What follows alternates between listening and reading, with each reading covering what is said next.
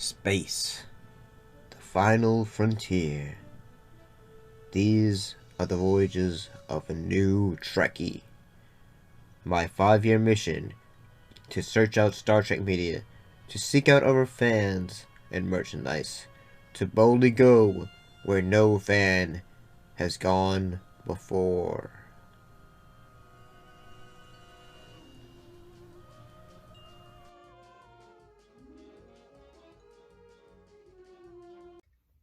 Greetings and salutations, how's everybody doing? So we're back to talk about Star Trek TNG.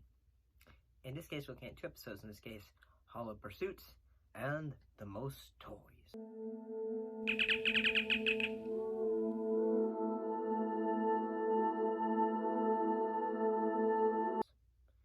Well, what happened in the episode Hollow Pursuits? In this episode, the Holodeck fantasy life of a highly insecure crew member aboard the Federation Enterprise interferes with his ability to deal with malfunctions which threaten the ship. In this episode was basically the introduction for the character of Reginald Barclay, played by Dwight Schultz, who would eventually become a more mainstream character of the series in a way. I'm gonna be honest, well, I think this episode was fairly entertaining thanks to the moments of the holodeck moments on the episode. I do have to say that some parts of the episode are like, Reg, his character is written as, like, say, so shy, so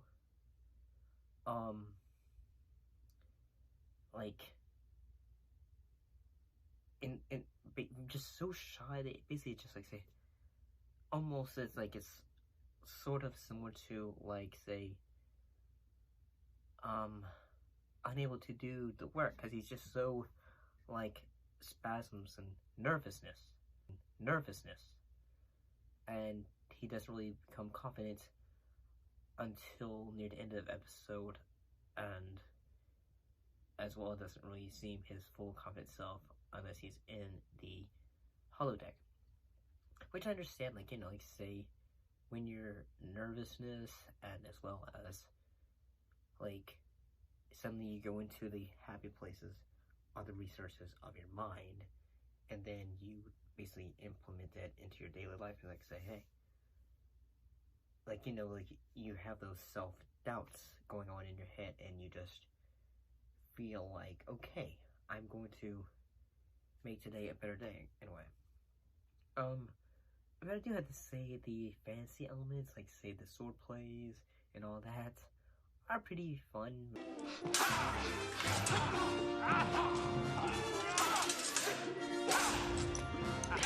Cannot withstand our assault forever, Barclay!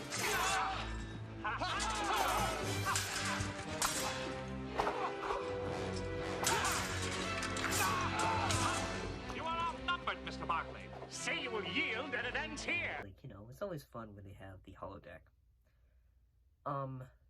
Originally I was gonna say that the nervousness he has is just, it seems a bit much, and the fact it seems just way over the top kind of nervousness. But at the same time, I feel like, yeah, like, Reg has, he has a big responsibility since he is part of the engineering crew, so he's gotta make sure, like, he knows, like, say, okay, like, in a way, like, since he's part of engineering, a lot of parts of the ship are determined on his crew and all that. But eventually he and Geordi are able to figure out what's going on when it comes to the transporter and why things are going wrong. And he is able to help Geordi end up saving the day and becoming a more confident individual. But we're looking for a systemic explanation, and there isn't one. I mean, we work with all of the systems that are affected. What if we're transmitting something ourselves by touching it or something? The computer would have picked up anything dangerous. But if it was something that we couldn't scan, you you might have passed it on. Which, you know, by working with others and, in a way, just becoming a more confident individual of his work. And I kind of like this episode. I think this episode does well. I think Dwight Schultz does a good job with what he's given. So let's go ahead and get an episode, The Most Toys.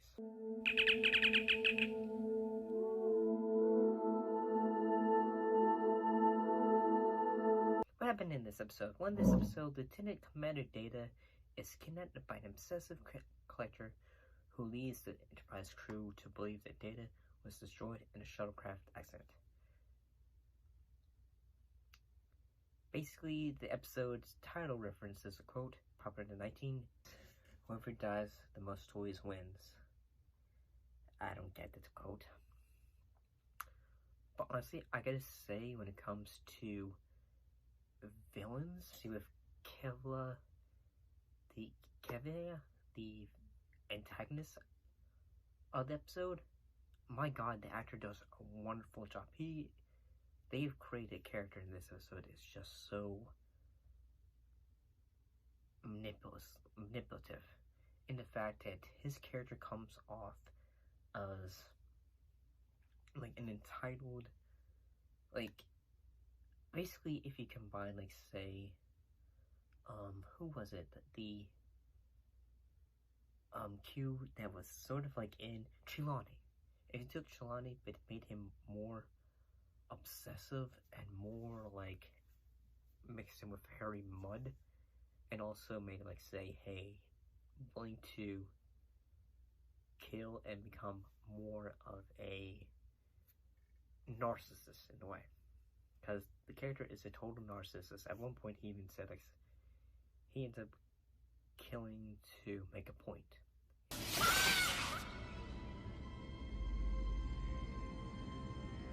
It's your fault. You knew the price for disobedience, and so did she. And he goes like say, well, you made me do this because you would not listen. So yeah, I mean, his character comes off as like say, like a narcissist or something. I feel like this episode is basically like a way of having Data realize, like say, hey, I'm wanting to learn about humanity. And it basically says, like, say, hey, not everyone in the world is going to be a kind individual. They will take advantage of others in a way. And I gotta say, especially for an episode involving Data, it's a great episode, because basically it helps Data understand more of humanity's darker elements, I suppose. Revenge, then maybe you could fire. But you're just an android. You can't feel anything, can you? Vanity, greed, and all that. Oh, and also this episode had the Admiral Prerov. He did a good job, I feel like, in this episode. This is formerly Lieutenant Commander Data of the Federation Starfleet, the only sentient android in existence.